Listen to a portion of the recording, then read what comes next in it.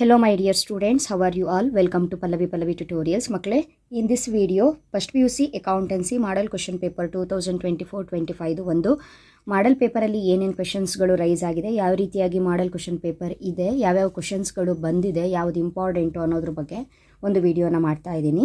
Already ನಿಮಗೆ ಅಕೌಂಟೆನ್ಸಿಯಲ್ಲಿ 6 ಮಾರ್ಕ್ಸಿಗೆ ಮತ್ತು 12 ಮಾರ್ಕ್ಸಿಗೆ ಯಾವ ರೀತಿಯಾಗಿ ಏನೇನು ಪ್ರಾಬ್ಲಮ್ಸ್ ಬರುತ್ತೆ ಅನ್ನೋದು ಗೊತ್ತಿದೆ. ಸೊ ಯಾವುದು ನೋಡ್ಕೊಳ್ಬೇಕು, ಯಾವ ರೀತಿ ಕಲ್ತ್ಕೊಳ್ಬೇಕು, ಈಸಿಯಾಗಿ ಪ್ರಾಬ್ಲಮ್ಯಾಟಿಕ್ ಸೆಕ್ಷನಲ್ಲಿ ಮಾರ್ಕ್ಸ್ನ ಹೇಗೆ ತೊಗೊಳ್ಳೋದು ಅನ್ನೋದು ಗೊತ್ತಿದೆ. ಪ್ರತಿಯೊಂದು ಕಾನ್ಸೆಪ್ಟಿಗೂ ಸಂಬಂಧಪಟ್ಟಾಗೆ ನಾನು ನಿಮಗೆ ವೀಡಿಯೋಸ್ಗಳನ್ನ ಅಪ್ಲೋಡ್ ಮಾಡಿದ್ದೀನಿ. ಫಾರ್ ಎಕ್ಸಾಂಪಲ್, ನಾವು ಫಸ್ಟಿಂದ ಅಂತ ಬಂದಾಗ ಸಿಂಪಲ್ ಕ್ಯಾಶ್ ಬುಕ್ ಆಗಿರಬಹುದು, ಡಬಲ್ ಕಾಲಮ್ ಕ್ಯಾಶ್ ಬುಕ್ ಆಗಿರ್ಬೋದು, ಅಕೌಂಟಿಂಗ್ ಈಕ್ವೇಷನ್ ಆಗಿರ್ಬೋದು, classification of accounts under American system ಆಗಿರಬಹುದು ಅಥವಾ ಇಂಗ್ಲೀಷ್ ಸಿಸ್ಟಮ್ ಆಗಿರಬಹುದು, ಪೆಟಿ ಕ್ಯಾಶ್ ಬುಕ್ ಆಗಿರ್ಬೋದು, debtors account, creditors account, profit and loss account, balance sheet, trading account ಎಲ್ಲವನ್ನು ಕೂಡ ಈಸಿಯಾಗಿ ಮಾಡ್ಬೋದು. ಅದೇ ರೀತಿ ಕಮ್ ಟು ದ 12 ಮಾರ್ಕ್ಸ್ ಅಂತ ಬಂದಾಗ ಸಿಂಗಲ್ ಕಾಲಮ್ ಕ್ಯಾಶ್ ಬುಕ್ ಆಗಿರ್ಬೋದು, ಡಬಲ್ ಕಾಲಮ್ ಕ್ಯಾಶ್ ಬುಕ್ ಆಗಿರ್ಬೋದು, ವೆರಿ ಇಂಪಾರ್ಟೆಂಟ್ ಜರ್ನಲ್ ಎಂಟ್ರೀಸ್ ಆಗಿರ್ಬೋದು, ಸಬ್ಸಿಡಿಯರಿ ಬುಕ್ಸ್ ಆಗಿರ್ಬೋದು, purchase book, purchase return, sales book, sales return, ಈ ರೀತಿಯಾಗಿ ಕೆಲವೊಂದು ಟಾಪಿಕ್ಗಳು ಎಕ್ಸಾಕ್ಟಾಗಿ ಎಕ್ಸಾಮಿಗೆ ಕೇಳ್ತಾರೆ. ಸೊ ಅದ್ರ ಮೇಲೆ ನೀವು ಕೆಲವೊಂದು ಅಮೌಂಟ್ ವೇರಿಯೇಷನ್ಸ್ ಬಂದಾಗ ಯಾವ ರೀತಿಯಾಗಿ ಮಾಡ್ಕೊಳ್ಬೇಕು ಅನ್ನುವಂಥ ಅಡ್ಜಸ್ಟ್ಮೆಂಟ್ಸ್ ನಿಮಗೆ ಗೊತ್ತಿದ್ರಾಯಿತು.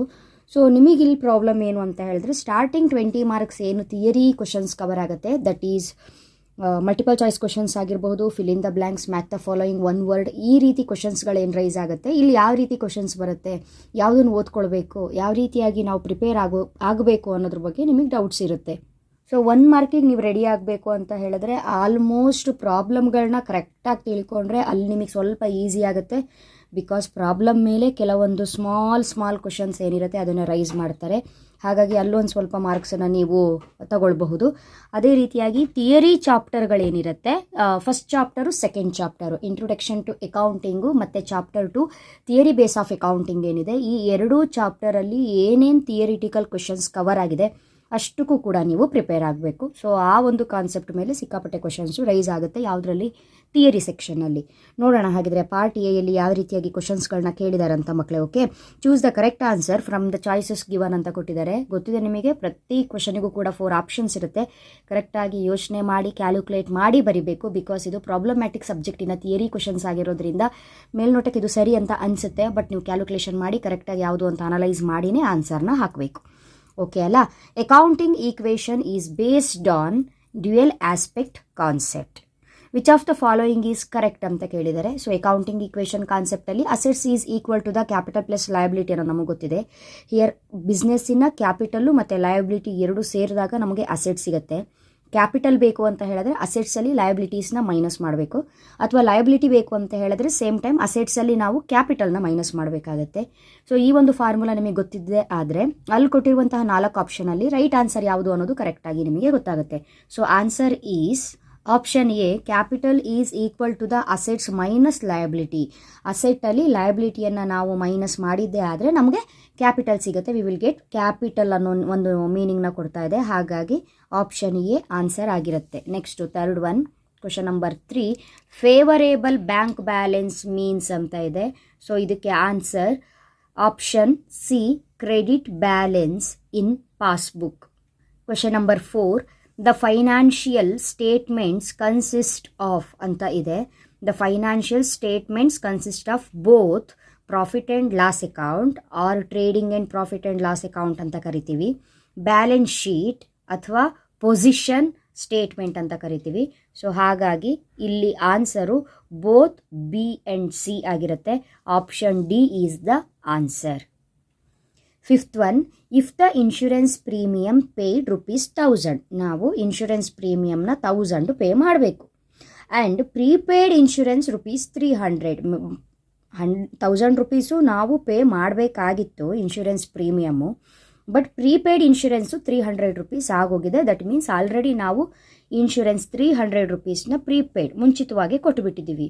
The amount of insurance premium shown in profit and loss account will be ₹700. ₹1000 pay ಮಾಡಬೇಕಿತ್ತು, ₹300 ಪ್ರೀಪೇಯ್ಡ್ ಇನ್ಶೂರೆನ್ಸ್ ಪೇಮೆಂಟ್ ಆಗೋಗಿದೆ. ಸೊ ರಿಮೈನಿಂಗ್ ನಾವೆಷ್ಟು ಪೇ ಮಾಡಬೇಕು? ₹700 ಪೇ ಮಾಡಬೇಕು. ಓಕೆನಾ? Next fill in the blanks questions. ಬ್ರ್ಯಾಕೆಟಲ್ಲಿ ಆನ್ಸರ್ಸ್ ಇರುತ್ತೆ. ರೈಟ್ ಆನ್ಸರ್ನ ಸೆಲೆಕ್ಟ್ ಮಾಡಿ ಬರೆದ್ರೆ ಆಯಿತು. Okay. Sixth one, matching concept states that expenses incurred in an accounting period should be matched with revenues during that period. ಇಲ್ಲಿ revenues answer ಆಗಿರುತ್ತೆ.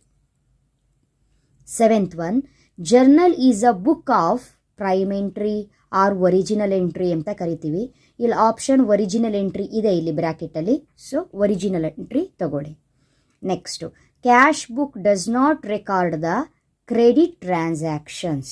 Okay, journal entries passed to correct errors are called rectifying entries. 10th one, trading and profit and loss account is also known as income statement. Next to match the following questions. So management accounting ಅಂತ ಕೊಟ್ಟಿದ್ದಾರೆ. So ಅದು branches of accounting. Branches of ಅಕೌಂಟಿಂಗಲ್ಲಿ management accounting, financial accounting, cost accounting ಅಂತ branches ಬರುತ್ತೆ. So ಹಾಗಾಗಿ management accounting is one of the branches of accounting. Second one, imprest system ಅಂತ ಇದೆ. So petty cash book, ಯಾಕಂತ ಹೇಳಿದ್ರೆ ನಾವು ಪೆಟಿ ಕ್ಯಾಶ್ ಬುಕ್ಕನ್ನ ಏನು ಪ್ರಿಪೇರ್ ಮಾಡ್ತೀವಿ 6 ಮಾರ್ಕ್ಸಿಗೆ, ಇಂಪ್ರೆಸ್ಡ್ ಸಿಸ್ಟಮಲ್ಲೇ ನಾವು ಪ್ರಿಪೇರ್ ಮಾಡುವಂಥದ್ದು. ಓಕೆ ಅಲ್ಲ. Next, errors of commission. Errors of commission means wrong entry, ಆ ರಾಂಗ್ ಪೋಸ್ಟಿಂಗ್ ಆಫ್ ಟ್ರಾನ್ಸಾಕ್ಷನ್ ಅಂತ ಕರಿತೀವಿ. ಸೊ ಆನ್ಸರ್ ಇದಾಗಿರುತ್ತೆ. Next, causes of depreciation.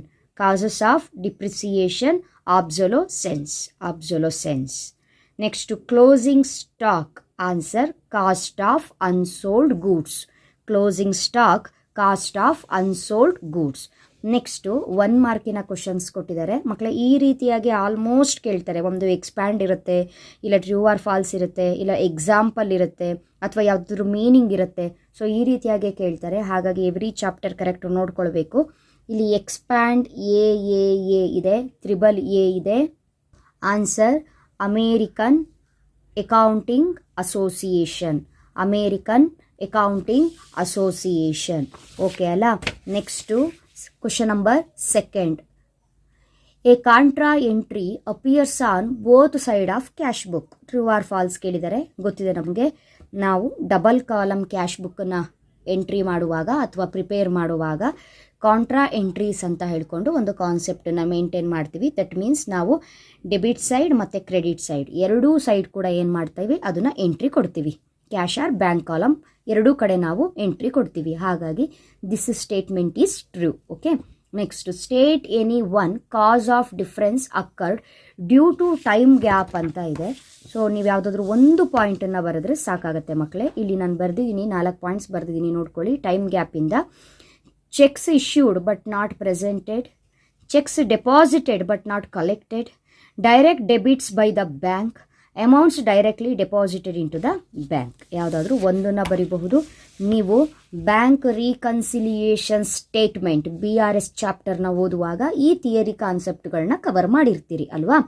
Next, give one example of specific reserve. So types of ರಿಸರ್ವ್ಸಲ್ಲಿ 2 types of reserves ಬರುತ್ತೆ. ಒಂದು general reserve, ಇನ್ನೊಂದು specific reserve. ಇಲ್ಲಿ ಅವ್ರೇನು ಕೇಳಿದ್ದಾರೆ, ಸ್ಪೆಸಿಫಿಕ್ ರಿಸರ್ವಿಗೆ ಒಂದು ಎಕ್ಸಾಂಪಲ್ನ ಕೇಳಿದ್ದಾರೆ. ಸೊ ನೀವು ಸ್ಪೆಸಿಫಿಕ್ ರಿಸರ್ವ್ಗೆ ಎಕ್ಸಾಂಪಲ್ನ ಬರೆಯುವಾಗ ಯಾವುದಾದ್ರೂ ಒಂದನ್ನು ಬರೆದ್ರೆ ಸಾಕು. Dividend equalisation reserve or investment fluctuation reserve ಅಂತ ಬರೀಬಹುದು. ನೆಕ್ಸ್ಟು 1 ಮಾರ್ಕಿನ last question, write the meaning of bad debts ಅಂತ ಇದೆ. ಸೊ ಬ್ಯಾಡ್ ಡೆಟ್ಸಿಗೆ ನಾವು ಮೀನಿಂಗ್ನ ತುಂಬ ಲೆಂತಿಯಾಗೇ ಕೊಡಬಹುದು, ಬಿಕಾಸ್ ಅದಕ್ಕಷ್ಟು ಮೀನಿಂಗ್ ಇದೆ ಬ್ಯಾಡ್ ಡೆಟ್ ಅಂತ ಹೇಳಿದ್ರೆ. ಬಟ್ ಇಲ್ಲಿ 1 ಮಾರ್ಕಿಗೆ ಕೇಳಿರೋದ್ರಿಂದ ಅನ್ಕಲೆಕ್ಟಿಬಲ್ ಅಕೌಂಟ್ಸ್ ಎಕ್ಸ್ಪೆನ್ಸ್ ಅಂತ ಬರೀರಿ. ಅನ್ಕಲೆಕ್ಟಿಬಲ್ ಅಕೌಂಟ್ಸ್ ಎಕ್ಸ್ಪೆನ್ಸ್ ಅಂತ ಬರೀರಿ. ಸೊ ಬ್ಯಾಡ್ ಡೆಟ್ ಅಂತ ಹೇಳಿದ್ರೆ ನಾನು ಇಲ್ಲೊಂದು ಮೀನಿಂಗ್ನ ಬರೆದಿದ್ದೀನಿ, ನೋಡ್ಕೊಳ್ಳಿ.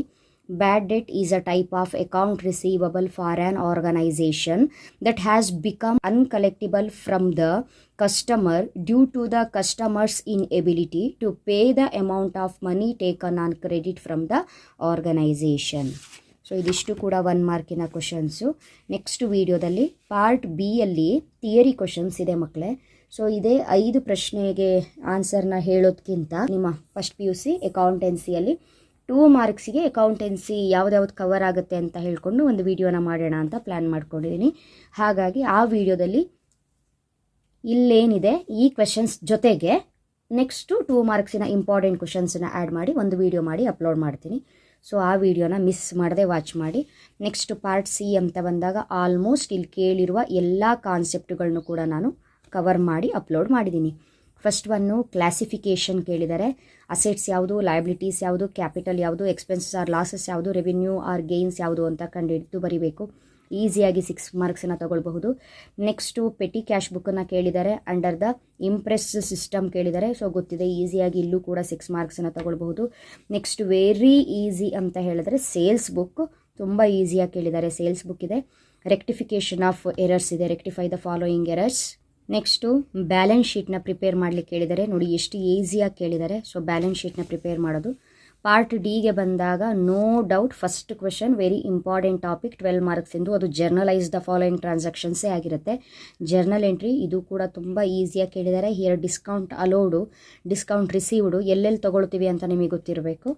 Next double column cash book, ಇದು ಕೂಡ ಮೋಸ್ಟ್ ಎಕ್ಸ್ಪೆಕ್ಟೆಡ್ ಕ್ವಶನ್ಸೇ. ಬಿಕಾಸ್ ಸಿಂಪಲ್ ಕ್ಯಾಶ್ ಬುಕ್ನ 6 ಮಾರ್ಕ್ಸಿಗೆ ಕೇಳಿದಾಗ ಡಬಲ್ ಕಾಲಮ್ ಕ್ಯಾಶ್ ಬುಕ್ನ 12 ಮಾರ್ಕ್ಸಿಗೆ ಕೇಳುವಂಥದ್ದು. ಸೊ ಇದು ಕೂಡ ಈಸಿಯಾಗಿದೆ, ಆರಾಮಾಗಿ ಮಾಡಬಹುದು. ನೆಕ್ಸ್ಟು ಸಬ್ಸಿಡಿಯರಿ ಬುಕ್ಸನ್ನು ಕೇಳಿದ್ದಾರೆ. ಸೊ ಸಬ್ಸಿಡಿಯರಿ ಬುಕ್ಸಲ್ಲಿ ಕರೆಕ್ಟಾಗಿ ಟ್ರಾನ್ಸಾಕ್ಷನ್ಸನ್ನು ನೋಡ್ಕೊಳ್ಬೇಕು. ಯಾವುದು ಪರ್ಚೇಸ್ ಆಗಿದೆ, ಯಾವುದು ಪರ್ಚೇಸ್ ರಿಟರ್ನ್ ಆಗಿದೆ, ಯಾವುದು ಸೇಲ್ಸ್ ಆಗಿದೆ, ಯಾವುದು ಸೇಲ್ಸ್ ರಿಟರ್ನ್ ಆಗಿದೆ ಅಂತ ನೋಡ್ಕೊಂಡ್ರೆ 12 ಮಾರ್ಕ್ಸ್ ಇಲ್ಲೂ ಕೂಡ ಈಸಿಯಾಗಿ ತಗೊಳ್ಬಹುದು. ನೋಡಿ, ಅವ್ರು ನಿಮಗೆ ಅಟೆಂಡ್ ಮಾಡಲಿಕ್ಕೆ ಹೇಳೋದೇ 3 ಕ್ವಶನ್ಸು. ಫಸ್ಟ್ 3 ಕ್ವಶನ್ಸೇ ಈಸಿ ಇರುತ್ತೆ. ಜರ್ನಲ್ ಎಂಟ್ರಿ ಆಗಿರ್ಬೋದು, ಡಬಲ್ ಕಾಲಮ್ ಆಗಿರ್ಬೋದು, ಅಥವಾ ಸಬ್ಸಿಡಿಯರಿ ಬುಕ್ಸು, ಇದೇ ಈಸಿ ಇರುತ್ತೆ. ಕಂಪ್ಯಾರಿಟಿವ್ಲಿ ನಿಮಗೆ ಬೇರೆ ಒಂದು ಪ್ರಾಬ್ಲಮ್ಗಳಿಗೆ ಕಂಪೇರ್ ಮಾಡಿದ್ರೆ BRS ಸ್ವಲ್ಪ ನಿಮಗೆ ಕಷ್ಟ ಆಗುತ್ತೆ, ನೀವು ತುಂಬ ಕಷ್ಟ ಆಗುತ್ತೆ ಹೇಳ್ತೀರಿ. ಹಾಗಾಗಿ ನಾ BRS ಈಸಿಯಾಗಿ ಅರ್ಥ ಆಗೋ ರೀತಿ ಒಂದು ವಿಡಿಯೋನ ಮಾಡಿ ಅಪ್ಲೋಡ್ ಮಾಡಿದ್ದೀನಿ. ಬೇಕಿದ್ರೆ ನೋಡ್ಕೊಳ್ಳಿ. ಯಾಕಂತ ಹೇಳಿದ್ರೆ ಸಿಂಪಲ್ಲು ಕೊಟ್ಟಿರುವಂತಹ 6 ಟ್ರಾನ್ಸಾಕ್ಷನ್ಸಲ್ಲಿ according to passbook, cash book ಅಂತ ನೋಡ್ಕೊಳ್ಬೇಕು. ಕ್ಯಾಶ್ ಇನ್ ಹ್ಯಾಂಡೋ, ಕ್ಯಾಶ್ ಇಟ್ ಬ್ಯಾಂಕೋ ಅಥವಾ ಓವರ್ ಡ್ರಾಫ್ಟೋ ನೋಡಿಕೊಂಡು ನೀವು 6 ಎಂಟ್ರಿ ಪ್ಲಸ್ ಯಾವುದು ಮೈನಸ್ ಯಾವುದು ಅಂತ ನೋಡಿ ಆ್ಯಡು ಲೆಸ್ಸು ಮಾಡಿಟ್ಟು ಬಂದರೆ 12 ಮಾರ್ಕ್ಸ್ ಈಸಿಯಾಗಿ ತೊಗೊಳ್ಬೋದು.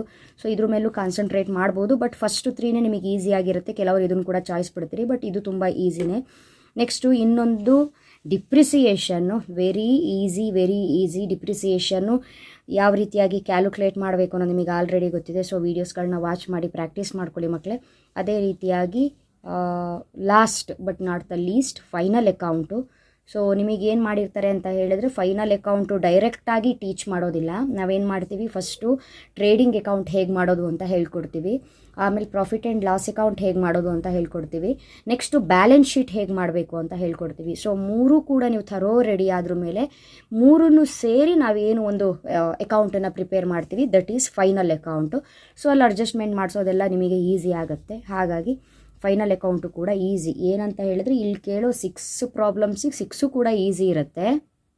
ಬಟ್ ನೀವು 3 ಕ್ವಶನ್ಸಿಗೆ ಆನ್ಸರ್ನ ಮಾಡಿದ್ರೆ ಸಾಕಾಗಿರೋದ್ರಿಂದ 3ನ್ನ ಕರೆಕ್ಟಾಗಿ ಅಟೆಂಡ್ ಮಾಡಿ. ಎಕ್ಸ್ಟ್ರಾ ಒಂದು ಅಟೆಂಡ್ ಮಾಡಿಟ್ರು ಪ್ರಾಬ್ಲಮ್ ಏನೂ ಇಲ್ಲ. ನಿಮಗೆ ಸ್ಕೋರ್ ಆಗಲಿಕ್ಕೆ ತುಂಬಾ ಹೆಲ್ಪ್ ಆಗುತ್ತೆ. ಓಕೆ ಅಲ್ಲ? ಸೊ ಇದಿಷ್ಟು ಕೂಡ ನಿಮ್ಮ ಫಸ್ಟ್ PUC ಅಕೌಂಟೆನ್ಸಿ ಸಬ್ಜೆಕ್ಟಿಗೆ ಸಂಬಂಧಪಟ್ಟಾಗೆ ಒಂದು ಮಾಡೆಲ್ ಪೇಪರ್ ಏನಿತ್ತು ಇದಕ್ಕೆ ನಾನು ಆನ್ಸರ್ನ ಅಪ್ಲೋಡ್ ಮಾಡಿದ್ದೀನಿ. ಸೊ ನೆಕ್ಸ್ಟು ನಿಮಗೆ ವಿಡಿಯೋದಲ್ಲಿ ಬಿಸ್ನೆಸ್ ಸ್ಟಡೀಸ್ ಪೇಪರು ಯಾವ ರೀತಿಯಾಗಿ ಬಂದಿದೆ, ಸೊ ಆ ಬಿಸ್ನೆಸ್ ಸ್ಟಡೀಸ್ ಪೇಪರಲ್ಲಿ ಏನೇನು ಕ್ವೆಶನ್ಸು ರೈಸ್ ಆಗಿದೆ ಅನ್ನೋದ್ರ ಬಗ್ಗೆ ಒಂದು ವಿಡಿಯೋನ ಮಾಡಿ ಅಪ್ಲೋಡ್ ಮಾಡ್ತೀನಿ. ಅಲ್ಲಿವರೆಗೂ ಕೂಡ ಚೆನ್ನಾಗಿ ಓದ್ಕೊಳ್ಳಿ. ಒಳ್ಳೆಯದಾಗಲಿ. Thank you. All the best.